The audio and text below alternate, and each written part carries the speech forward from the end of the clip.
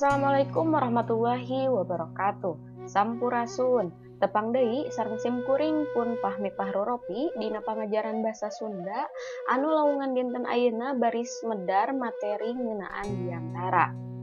Sateacan lajeng kana materi, Ibu baris nguningakeun heula sumber atanapi buku bahan ajar anu dianggo dina pangajaran dinten ayeuna. Anu kahiji aya buku Cahara Basa Pengajaran Basa Sunda pikeun murid SMA, SMK, MA kelas 11 anu disusun ku Dr. Andes Taufik Faturrahman sareng Dr. Andes Budi Rahayu Tamsyah sarta dipedalkeun ku Geger Sunten. Anu kadua aya modul pengajaran basa Sunda Sarakan pikeun murid SMA, SMK, MA kelas 11A anu disusun sareng dipedalkeun ku tim Atikan Mandiri. Mangga catat hal-hal anu dianggap penting dina buku catatan hidup sarta saupama aya hal-hal anu kirang dipikaharti mangga tiasa ditulis di kolom komentar atanapi tiasa ngintun email kana email anu baris didugikeun dina akhir video.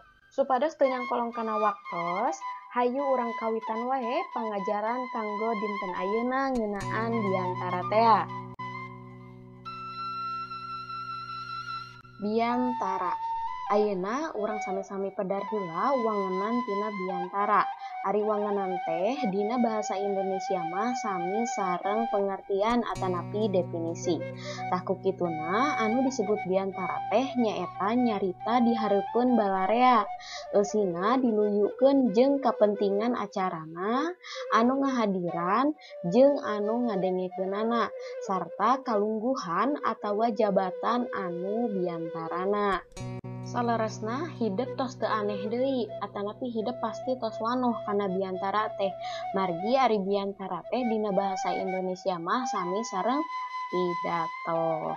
Pajanten hidep panginten tos terang, ngeunaan struktur sareng sanes kantena kitunya. Tah ayeuna mah urang sami-sami ngemut-ngemut deui kitu. Hal-hal anu patali sareng biantara. Ditilik tina suasanana, biantara teh bisa dipasing-pasing jadi dua rupa. Anu kahiji aya biantara resmi, anu kadua aya biantara henteu resmi. Ari contoh biantara anu kaasup dina suasana resmi teh contona biantara dina acara rapat, sidang, upacara Agustusan, jeung acara resmi sejenna. Tah, ari anu teu resmi mah contona teh biantara anu aya dina panggung hiburan, riungan lembur, ulang tahun, jeung sajabana. Ari biantara teh beda jeung nyarita biasa. Biantara atawa pidato mah aya aturanana. Jadi jalma anu biantara mah henteu ngan saukur nyarita kitunya. Tamargi biantara teh beda jeung nyarita biasa teh gitu. Sabab biantara mah basa atawa omongan teh kudu diatur, kudu puguh entep seureuna. Entep seureuna teh upami dina bahasa Indonesia mah sami sareng sistematis kitunya janten kedah sistematis. Kekecapanana kudu dipikiran sarta kudu bisa narik perhatian batur. Malah aya jenis biantara anu memang maksudna hayang mengaruhan batur siga biantara politikus atawa biantara petugas penyuluhan. Tah kukituna saucap-ucap dina biantara mah henteu sambarangan. Tah lian ti hal-hal anu geus disebatkeun tadi kitunya biasana oge biantara teh diwangun ku sababaraha bagean. Utamana ditilik tina eusi jeung adeganana. Biantara teh diwangun ku 3 bagean. Nyaeta anu kahiji aya bubuka biantara, anu kadua aya eusi biantara, sareng anu katilu aya panutup biantara. Dumasar kana eusi jeung adeganana, struktur biantara teh anu kahiji aya bubuka biantara. Tah, Diantara teh biasa nama dipiheulaan ku salam pamuka. Didinya nema kana mukodimah atawa bubuka, teras sabada bubuka biasana nu diantara teh sok nepikeun panghormat ka inohong atawa tatamu anu hadir. Di tema deui ku ngabageakeun hadirin sarta nepikeun maksud atawa jejer biantarana. Eta kabeh teh kagiatan anu kagolong kana bagian pamuka atanapi bubuka biantara tea. Tah ayeuna nu kadua aya eusi biantara.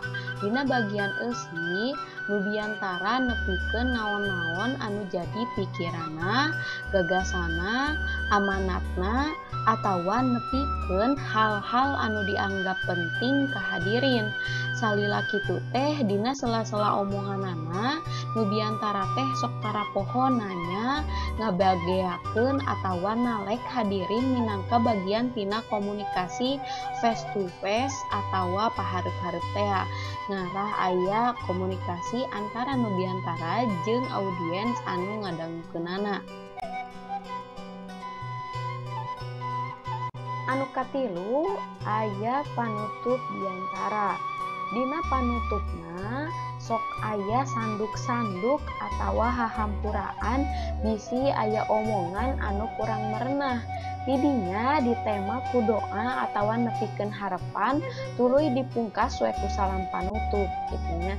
Janten hahampuraan teh saperti hapunten Boh Billy aya cariosan anu kirang merenah, tah sapertos gitunya biasana sok kapendak dina panutup biantara. Atawa sok aya oge anu ditambihan ku sisindiran gitunya. Sisindiran teh upama dina bahasa Indonesia mah sami sareng pantun oge gitu. Sareng saneskanteuna tah ayeuna mah urang lajeng wae medar perkawis teknik biantara anu jumlahna teh aya 4. Anu kahiji aya teknik dadakan, anu kadua teknik maca, anu katilu teknik nyatetkeun inti biantara, sareng anu kaopat aya teknik talaran. Anu kadua nyaeta aya teknik maca atanapi disebat oge teknik manuskrip. Nyaeta teknik biantara anu ngagunakeun teks atawa naskah. Dina prakna biantara teh maca sakur nu aya dina naskah. Ieu mah janten aya persiapan heula ngadamel heula teksna nembe nalika prungna biantara teh kantun maca gitunya. Hideuk tangtos sok ninggal atanapi kantos ngalaman pamintennya biantara anu ngagunakeun teks atanapi ngangge teknik maca tea gitu. Anu kahiji teh nyaeta teknik dadakan atanapi impromptu. Tah ieu mah nyaeta teknik biantara anu henteu ngagunakeun teks atawa naskah. Janten ditalar gitunya. Biantara ieu teh langsung we kitu satimu-timuna harita. Istilah anu populer mah ditambul. Janten tanpa persiapan langsung we biantara. Tah ieu mah biasana anu nganggo teknik ieu mah nyaeta jalmi-jalmi anu tos biasa biantara saperti pejabat gitunya atanapi kepala sekolah nalika bade biantara dina upacara bendera poe Senen gitunya. Tah biasana tos we ditalar satimu-timuna harita nalika pas prungna biantara gitu. Anu katilu aya teknik nyatetkeun inti biantara atanapi disebat oge ekstemporan. Nyaeta nyatetkeun piomongeun atawa hal-hal anu penting anu rek ditepikeun nalika biantara. Tah ieu mah janten anu dicatet atanapi anu dicandak nalika biantarana teh nyaeta kertas alit gitu anu eusina ngan ukur inti-intina hungkul. Bisi aya nu poho gitunya. Upama tadi mah teknik maca mah dicandak naskahna teras dibaca sagala nu aya dina teksna teh gitunya. Tah ari ieu mah anu katilu atanapi teknik nyatetkeun inti biantara mah dicatetkeunna poin-poin pentingna hungkul gitunya. Bilih aya nu kaliwat janten tiasa ditulisna teh dina kertas alit gitu. Anu salajengna anu kaopat aya teknik talaran atanapi memoriter. Nyaeta teknik biantara anu dilakukan ku cara nepikeun eusi naskah biantara anu samemehna geus diapalkeun. Tah ieu mah persiapanna rada lumayan kitu nya, salian ti nyiapkeun teksna atanapi naskahna, tah saentos janten teh teksna tah nganggo teknik anu kaopat mah kedah diapalkeun kitu nepi ka ngolotok intina saperti kumaha sareng sanes kantena kitu nya janten nalika prungna biantara teh tos we teu nyandakna naon deui da tos apal tea tos ditalar tea atanapi ngagunakeun memori makana disebutna memoriter sapertos kitu. Pahartos aya patarosan pami aya patarosan mangga tiasa ditulis dina kolom komentar atanapi engkin tiasa dikintunkeun kana alamat email anu baris didugikeun dina akhir video. Nalika hideup baris ngalaksanakeun biantara atanapi kapeto kanggo biantara gitunya aya sawatara hal anu kudu diperhatikeun dina prakna biantara.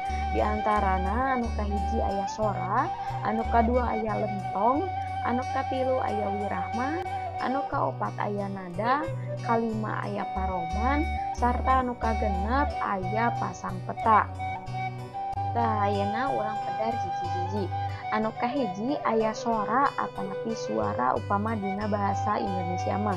Sorana nalika biantara teh kudu bedas atanapi tarik kitu nya, sangkan kadenge ku balarea nu aya di dina sarta bentes atawa jelas dina ngedalkeun kekecapanana. Tah hari anu kadua aya lentong. Lentongna kudu merenah sakumaha ilaharna lentong basa Sunda. Ulah nepi ka kajadian dina biantara basa Sunda ari lentongna bahasa Indonesia. Anu katilu aya wirahma. Wirahma teh patalina jeung anca gancangna atawa anca gancang teh sami jeung laun jeung gancangna cara nyarita gitunya sarta tarik halona sora dina nyarita. Tarik halona teh berarti laun atawa tarik gitunya sora dina nyaritana. Tah dina biantara mah ulah anca teuing nepi ka ngayayai sarta ulah gancang teuing saperti anu rusuh. Ari ngayayai teh hartina bertele-tele gitunya. Nah jadi ulah bertele-tele, ulah rusuh gitu. Tuluy sorana kudu diatur, lebah mana kudu tarik, lebah mana kudu halon atawa laun. Anu kaopat aya nada. Nada aya patalina jeung eusi unggal bagian biantara. Upamana eusina pika sedihun gitunya. Tah tangtu urang kudu ngedalkeunana teh dibarung ku rasa sedih. Kitu deui upama eusina teh lebah pika bungaheun. Urang oge kudu ngedalkeunana ku nada anu gembira. Tah anu saterasna atanapi anu kalima aya paroman. Paroman teh atawa pasemon atawa dina bahasa Indonesia mah sami sareng ekspresi gitu. Tah dina biantara oge kudu diluyukeun jeung eusi biantara anu dikedalkeun. Kan teu mungkinnya eusi biantara sedih ari taeun nu macana bari seseurian. Kan eta teu luyu atanapi teu pas. Anu pamungkas atanapi anu kagenep aya pasang peta. Pasang peta dina biantara mah teu perlu kaleuliwih. Biasana ngan gerak leungeun nuturkeun wirahma jeung nada biantara anu dikedalkeun. Jadi cukup ku gestur. Tah ari pasang peta teh upama dina bahasa Indonesia mah samina sareng gestur atanapi body language gitu nya, jadi pergerakan awak urang gitu. Tah jadi dina biantara mah ulah kaleuliwih oge gitu, cukup ku biasana mah gerakan leungeun. Tah seperti itu. Tah panginten pedaran ngeunaan biantara dina laungan dinten ayeuna teh dicakapkeun heula. Pertemuan atanapi laungan salajengna nembe urang bahas ngeunaan contoh biantara gitunya.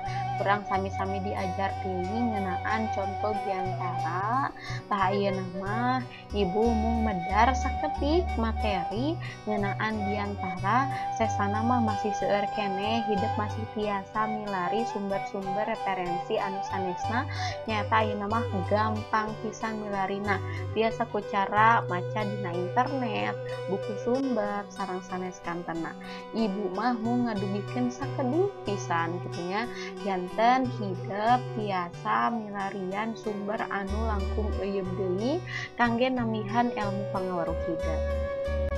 Urang cekapkeun heula kanggo lawungan dinten ayeuna. Ibu nyuhunkeun dihapunten boh bilih salami medar ieu materi teh masih keneh seueur kakirangan atanapi aya basa anu kirang marenah ibu neda dihapunten gitunya. Tah boh bilih aya kritik sareng saran mangga tiasa ditulis dina kolom komentar atanapi tiasa dikintunkeun kana surel pahmi.pahruropi21@gmail.com. Hatur nuhun kana perhatosanana, wilujeng tepang deui dina lawungan salajengna. Hatur nuhun, wassalamualaikum warahmatullahi wabarakatuh.